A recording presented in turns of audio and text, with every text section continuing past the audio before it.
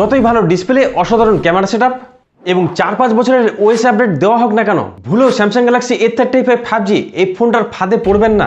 বিশেষ করে স্যামসাং লাভারদের বলছি, যদি আপনার কষ্টের মূল্যবান 30,000 টাকা ভুল ফোন কিনে নষ্ট করতে না চান, তাহলে সবার আগে এই ভিডিওটি শেষ পর্যন্ত দেখুন, তারপরে সিদ্ধান্ত নেবেন এই ফোনটাকে আপনারা কিনবেন কিনা।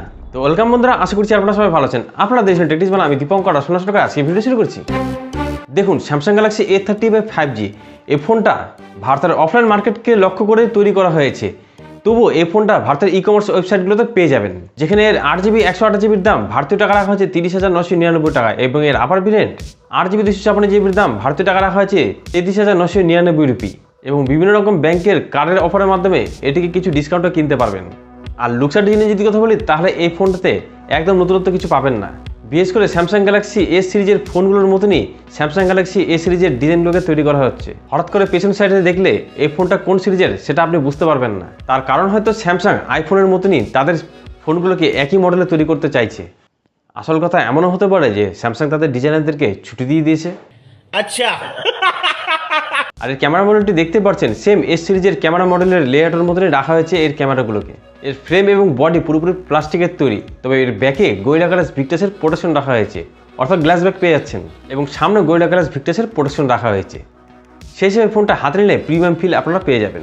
আর একটা জিনিস হয়তো আপনারা খেয়াল করছেন, স্যামসাং গ্যালাক্সি A34 5G ফোনটার মতনই A35 5G ফোনটাকে তৈরি করা হয়েছে। দুটো ফোনে একই রকম চড়া পেয়ে যাচ্ছেন, 8.2 mm এর চড়া। তবে গ্লাস ব্যাক হওয়ার জন্য এই ফোনটা একটু ভারী হয়ে গেছে, 209 গ্রাম এই ফোনটার ওজন। আর এই ফোনটা তিনটি অসম দুর্দান্ত কালারে পাওয়া যাচ্ছে, অসম লাইলার, আইস ব্লু এবং নেভি। তিনটি কালারে আমার কাছে কিন্তু ভালো লেগেছে। আর এই ফোনটিকে জল এবং ধুলোবালি থেকে সুরক্ষা দেওয়ার জন্য এখানে IP67 এর রেটিংও পেয়ে যাচ্ছেন, অর্থাৎ এটি সম্পূর্ণরূপে ডাস্ট প্রুফ এবং পুরোপুরি ওয়াটার প্রুফ। 3 মিটার জলের তলায় এটি 15 মিনিট পর্যন্ত সার্ভাইভ করতে পারবে। অর্থাৎ লুকস, ডিজাইন এবং বিল্ড কোয়ালিটি এই ফোনটার যথেষ্ট ভালো পেয়ে যাচ্ছেন। আর ডিসপ্লে যদি কথা বলি, A34 water drop notch display পাচ্ছিলেন, এখানে 5 হোল ডিসপ্লে রাখা হয়েছে।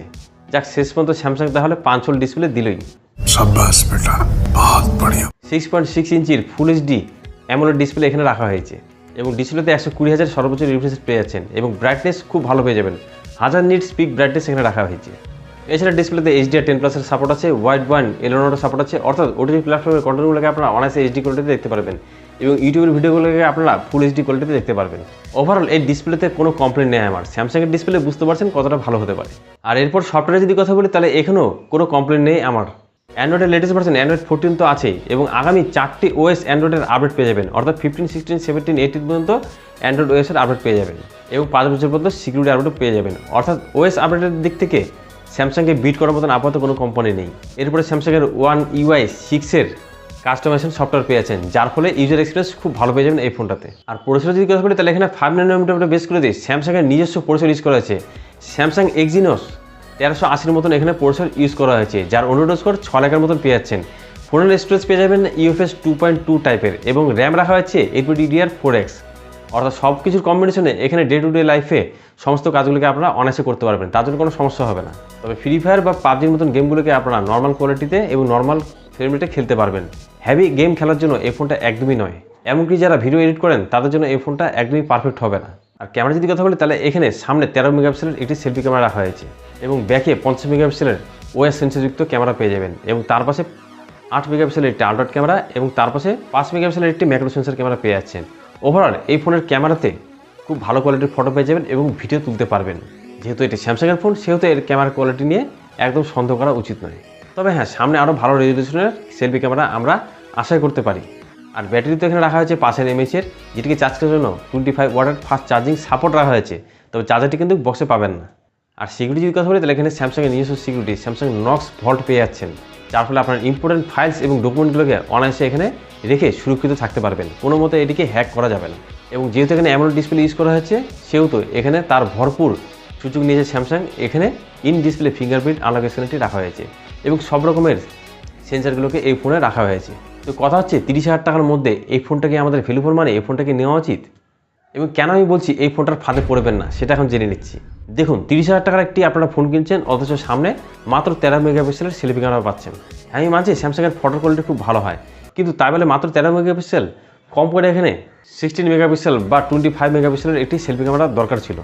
এক্ষেত্রে কিন্তু আপনাকে হয়তো কম্প্রোমাইজ করতে হবে। এবং দ্বিতীয় কম্প্রোমাইজ করা হয়েছে এখানে প্রসেসরে।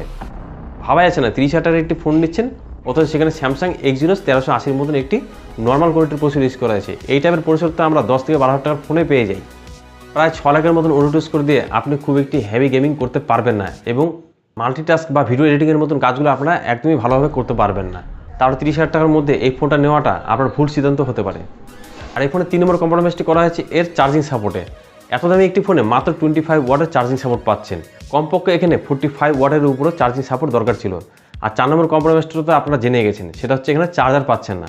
30,000 টাকার ফোন নিচ্ছেন অথচ আপনাকে আরও বাইরে থেকে 1000 টাকা বা 1500 টাকা খরচা করে একটি চার্জার কিনতে হবে। হয়তো অনেকে এখানে বলতে পারে যে IP67 রেটিং এখানে দেওয়া হয়েছে। তো আমার কথা হচ্ছে, আপনি আপনার ফোনকে কি সবসময় জলে বা ধুলোবালিতে ফেলে রাখবেন? আর এটা থাকলেও সেই ফোনের দাম 5,000 টাকার বেশি হতে লাগে না। সেই হিসেবে স্যামসাং গ্যালাক্সি A35 5G এই ফোনটার প্রাইস 22 থেকে 25,000 টাকার মধ্যে হতে লাগে।